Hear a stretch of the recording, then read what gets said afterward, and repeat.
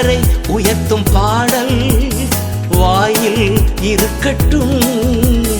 கர்த்தரை உயர்த்தும் பாடல் நம் வாயில் இருக்கட்டும். வசனம் என்ற போர்வாள் கையிலே இருக்கட்டும். இறை வசனம் என்ற போர்வாள் நம் கையிலே இருக்கட்டும். எழுப்புதல் தேசத்தில்